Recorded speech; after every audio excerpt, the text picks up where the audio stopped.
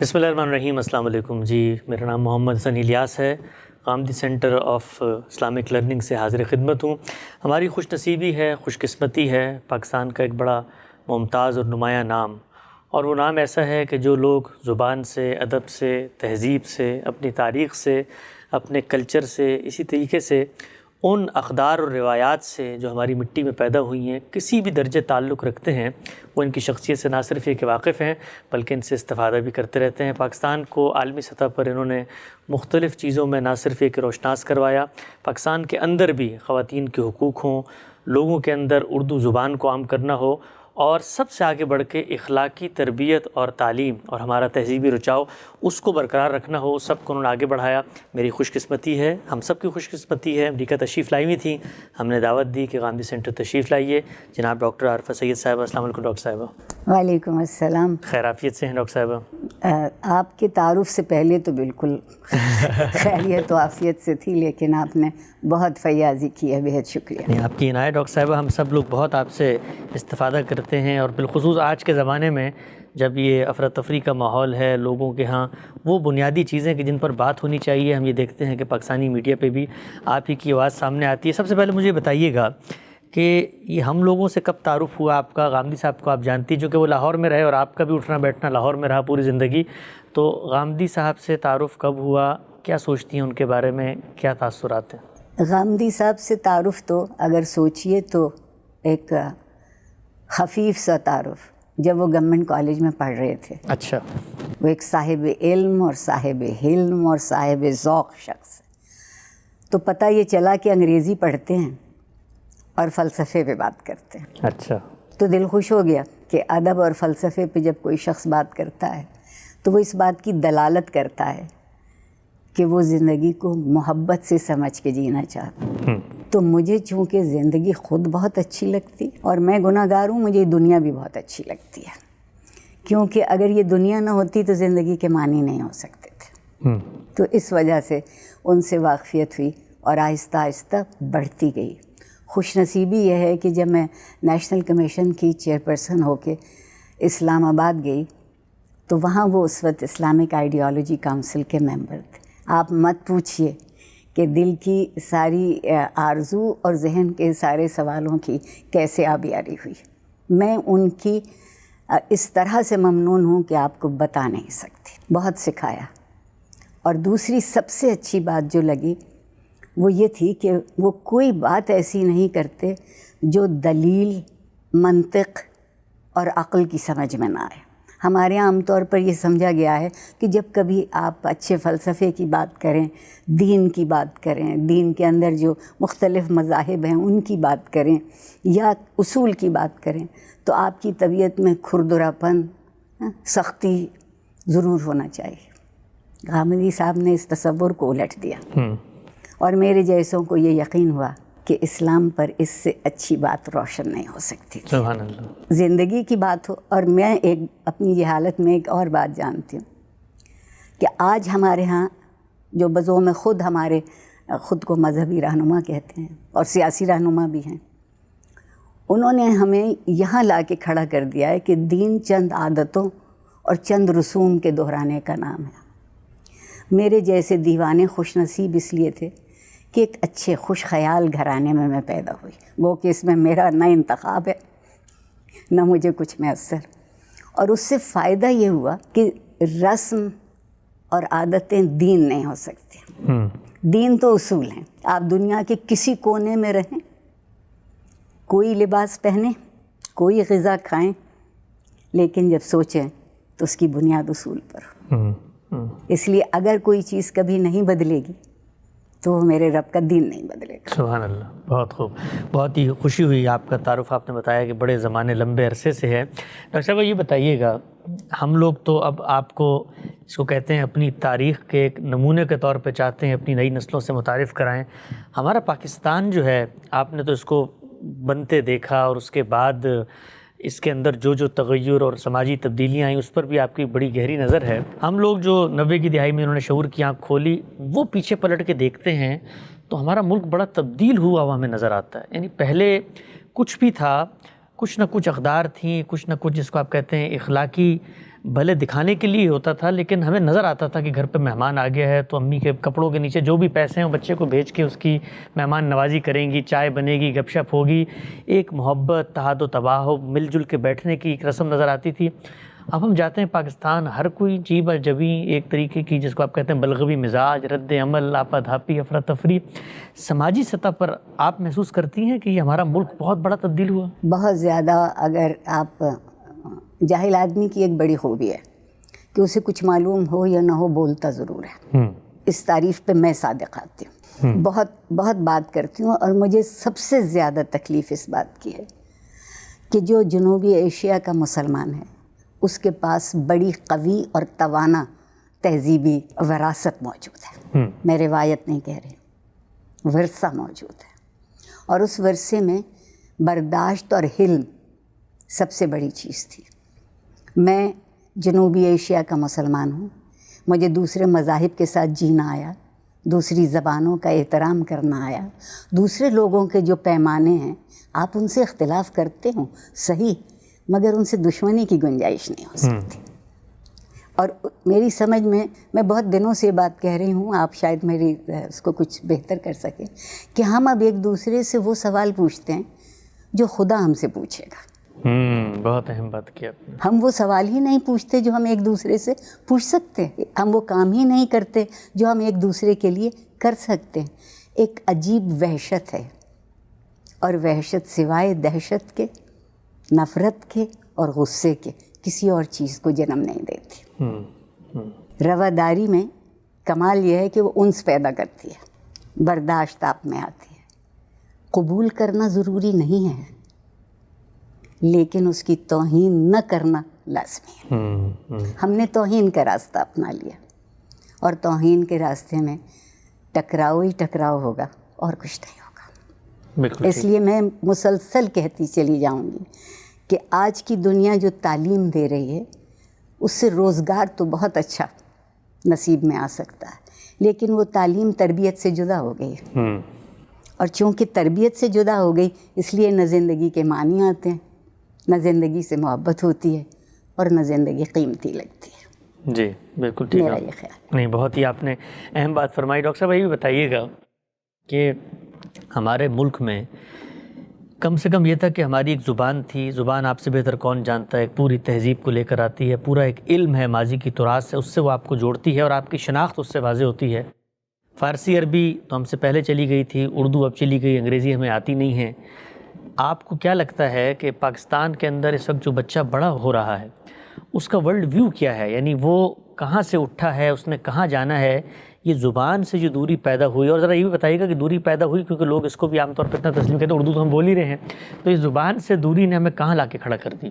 دیکھیے، زبان سے دوری کی آپ نے بہت اچھی بات کی۔ میں ہمیشہ ایک جملہ کہتی ہوں، آپ کے لیے بھی دہراؤں گی، کہ خیال کا وطن زبان ہوتی ہے۔ سبحان اللہ، کیا بات ہے۔ اور جب آپ کے پاس زبان کے لیے گنجائش نہیں رہے گی تو خیال تو ختم، خیال ختم ہو گیا۔ میں اور آپ لفظوں کے بغیر نہیں سوچ سکتے۔ جب ہم سوچتے ہیں تو لفظ تصور ہوتا ہے، اور جب ہم بولتے ہیں تو لفظ پیکر ہوتا ہے۔ اب صورت یہ ہے کہ اگر تصور اچھا ہوگا تو پیکر بھی اچھا ہوگا، اور اگر تصور اچھا نہیں ہے تو پیکر کو بھول جائیے۔ افسوس یہ ہے کہ جس انگریزی کے ہم اتنے گن گاتے ہیں، اور آپ میری بغاوت دیکھیے، انگریزی کی کھاتی ہوں، اردو کی گن گاتی ہوں۔ اردو کے اس لیے گن گاتی ہوں کہ یہ وہ زبان ہے جس نے دوسری زبانوں کے صرف ادب اور لغت کو نہیں لیا، بلکہ وہ اثر جو معاشرے پر ہوتا ہے اس کی تاثیر اپنے اندر رکھی۔ تو جب آپ اردو بولتے ہیں تو آپ کو اندازہ ہوتا ہے کہ یہ ایک کسی خاص طبقے کی، ایک کسی فرقے کی، ایک کسی گروہ کی، کسی قوم کی زبان نہیں ہے، یہ ایک تہذیب کی زبان ہے۔ اردو نے کمال یہ کیا کہ تہذیب کو آپ کے سامنے مجسم کر کے کھڑا کرتی ہے۔ اگر اردو سے ہم ناواقف تو ہوئے، اب تو مذاق اڑاتے ہیں۔ جو کوئی اپنی زبان اور اپنے تہذیبی ورثے کا مذاق اڑاتا ہے، دنیا میں بھی آج بھی اس کے لیے کوئی گنجائش نہیں ہوتی۔ ہمارے ساتھ یہی ہوا ہے، بالکل ایسے ہی۔ گھبراہٹ کا شکار، ہیجان، ہم لڑتے بہت اچھا ہے، ہم بات نہیں کر پاتے۔ بالکل صحیح۔ یہ بتائیے گا ڈاکٹر صاحبہ کہ آپ نے خواتین کے حقوق کی، جس کو آپ کہتے ہیں ایک طریقے کی پوری تحریک کو فکری سطح پر بھی اور عوامی سطح پر بھی جہاں جہاں آپ کو موقع ملا آپ نے یہ آواز بلند کی کہ بھائی یہ جو تفریق تمہارے ہاں موجود تھی اور بالخصوص ہمارے بر صغیر میں وہ نظر بھی آتی ہے، اس کے خاتمے کا وقت ہوا چاہتا ہے، اور وومن امپاورمنٹ، بچیوں کو یہ شعور دینا کہ تمہاری اپنی ایک شخصیت ہے، تمہاری ایک اپنی جداگانہ حیثیت ہے، آگے بڑھو اور سماج میں اپنا کردار ادا کرو۔ کچھ بہتری نظر آئی آپ کو پاکستان میں پچھلے کچھ عرصے میں تعلیم کے نتیجے میں خواتین کی خود مختاری کے حوالے سے؟ اگر ذرا سے پھیلا کے دیکھوں تو شاید بہت منفی جواب دوں گی کہ اتنا نظر نہیں آتا، لیکن ہوا ہے، لیکن ہوا ہے، اور ہوا اس وجہ سے ہے کہ جو مواقع انسانی حقوق کے لیے لڑ کے پیدا کیے گئے، اس میں بیٹیوں کے ماں باپ کی ذہنی سطح میں تبدیلی آئی، پھر وہ ان تک پہنچی، اور تبھی ہو بھی سکتا تھا۔ اگر کوئی معاشرہ کسی قدر کا ساتھ نہیں دیتا تو وہ پھل پھول نہیں سکتی۔ اس لیے جو میں ایک بات اور بھی کہتی ہوں، میں عورتوں کے حقوق کہتی ہی نہیں، انسانی حقوق ہیں۔ سبحان اللہ۔ کیوں عورت کا انسان نہیں ہے، اس کے حقوق کہیں اور سے آئیں گے؟ بالکل نہیں۔ میں بہت، مجھ سے اپنے بھی خفا ہیں، بیگانے بھی ناخوش، یہ انسانی حقوق کی بات ہے۔ اب یہ ایک اور بات ہے کہ پروردگار نے مجھ کو کن خاصیت اور کن خصوصیات کے ساتھ پیدا کیا۔ میرا ایک مادی وجود ہے، اس کی شکل و صورت مختلف ہے۔ اس مادی وجود کی شکل و صورت مختلف ہونے سے یہ کہاں ثابت ہوا کہ میرا اخلاقی وجود بھی مختلف ہے؟ سبحان اللہ۔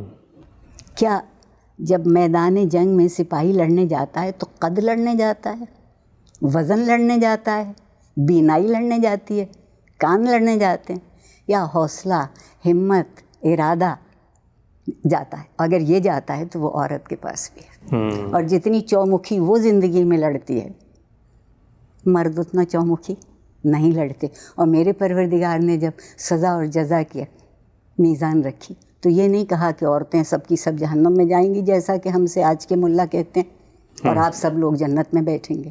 نہیں کہا کہ جو یہ کرے گا اس کے ساتھ ایسا ہوگا۔ یہ انمتا علیہم کا راستہ ہے اور یہ مغضوب علیہم کا راستہ، چننا تمہیں جو چاہو چن لو۔ سبحان اللہ، بہت خوب۔ آخری سوال ڈاکٹر صاحب آپ کی خدمت میں، یہ بتائیے گا کیا پیغام دیں گی ہمارے ہاں کے نوجوان بچوں کو؟ اس وقت آپ جانتی ہیں کہ یہ پوری دنیا میں ٹیکنالوجی کا چکا چوند، ایک طریقے کے جس کو آپ کہتے ہیں آگے بڑھنے کا جذبہ، کیریئر اورینٹیشن، یونیورسٹیاں، ڈگریاں، تعلیم، نوکریاں، اور جو ہمارا اوور آل اسٹرکچر بن چکا ہے اور زمانے کی جو حرکیات ہیں اس میں ظاہری بات ہے معاش کے بغیر آپ جی بھی نہیں سکتے، تو ایک دوڑ نظر آتی ہے ہمیں ہر طرف کہ جی آپ نے جانا ہے اسکول، پھر وہاں پہ تعلیم کے بوجھ اٹھا کے یونیورسٹیاں، ڈگریاں، اور پھر اس کے بعد جا کے دنیا کے اس نظم اور کارخانے کو چلانا ہے اور اپنے بھی سامان کا بندوبست کرنا ہے۔ کیا بتائیں گی اس نوجوان کو کہ زندگی کیا ہے، اس کی حقیقتیں کیا ہیں، اور یہ سب کچھ تو تم کر ہی رہے ہو، اس کے علاوہ کیا کام کرنا ہے کہ یہ کرنے کے بعد تمہاری جو منتہا ہے، تمہارا جو امتیاز ہے بطور شرف انسانیت کے، اس تک تم پہنچ سکتے ہو؟ افسوس کہ یہ کام ہمارے ہاں جب میں پل بڑھ رہی تھی قبل از مسیح میں تو تربیت تعلیم کا لازمی جز تھی۔ خالی تعلیم کو کوئی کچھ نہیں جانتا تھا جب تک کہ وہ تعلیم تربیت سے وابستہ ہو کے، پیوستہ ہو کے، بلکہ پاک ہو کے آپ کے اندر نہ پہنچے، وہ آپ کے اندر قدریں رکھی جاتی تھیں۔ آج آپ دیکھیے کہ معافی چاہتی ہوں کہ ہمارے ہاں نوجوانوں کو ہیجان میں مبتلا کرنا سکھا دیا گیا ہے۔ بات کا جواب نہیں آتا تو آواز اونچی کر لو، مسئلہ حل نہیں کر سکتے جلوس نکال لو، کسی سے خفا ہو تو گالیاں دینا شروع کر دو۔ تو جو تہذیب کے عناصر ہیں وہ ہمارے بڑوں نے ہم سے، ہمارے نوجوانوں سے علیحدہ کیے۔ میں ان سے صرف ایک بات یہ کہتی ہوں کہ اگر اس مرحلے تک پہنچے ہو کہ خون گرم ہے، احساس شفاف ہے، دل اپنا صحیح جگہ پہ دھڑکتا ہے، تو بجائے اس طرح کے ایک اندھی تقلید میں گزارو۔ مجھے اسلام اچھا اس لیے بہت لگتا ہے کہ اس میں اندھی تقلید کی گنجائش ہی نہیں، ہر کوئی اسے اتنا سمجھ لے جتنا اس کی سمجھ میں آتا ہے۔ اگر وہ اتنا بھی سمجھ لے گا، میں آج کے نوجوان سے یہ کہتی ہوں، زندگی انعام ہے، سزا نہیں ہے۔ بہت سے لوگ زندگی کو سزا مانتے ہیں، میں زندگی کو انعام مانتی ہوں. کیا میری اوقات ہے اور مجھے زندہ رہنے کا موقع دیا جائے. میں بڑی ہی عاجزی مگر بڑے اعتماد سے کہوں گی کہ میں پاکستان کی پہلی نسل ہوں، اور میں نے خوش پاکستان دیکھا، روادار پاکستان دیکھا، برداشت والا پاکستان دیکھا. اور آج ہم نے یہ مٹا کے یہ سوچا ہے کہ ہم طاقتور ہو گئے. اگر طاقت صرف جسمانی طور پر زیر کرنے کا نام ہے، مادی طور پر پامال کرنے کا نام ہے، تو صرف پہلوانوں کی حکومت ہونی چاہیے. لیکن اگر زندگی عقل سے، احساس سے اور ایک مہذب رویوں سے، تہذیب کسی مشکل چیز کا نام نہیں ہے، تہذیب انتخاب کا نام ہے. قوت تمیز جو پروردگار نے ہم سے وعدہ کر لیا کہ ہم نے تمہیں دی ہے کہ تم امتیاز کر سکو، تو یہ میرے نوجوانوں کے لیے ناممکن نہیں ہے.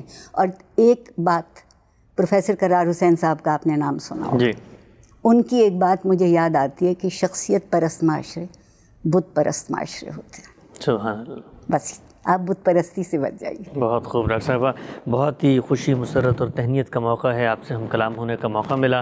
آپ نے تشریف لائیں، ہماری نیک تمنائیں، دعائیں آپ کے ساتھ ہیں. اللہ تعالیٰ آپ کو آپ کے مشن میں کامیاب کرے. آپ کا وقت کا بہت شکریہ. آپ کا بھی ہے شکریہ، آپ نے مجھے بہت اعزاز دی. میرے لیے تو یہ ایک جس کو کہنا چاہیے ایسا لمحہ ہے جو ٹھہر گیا ہے. جزاک اللہ. بہت بہت شکریہ.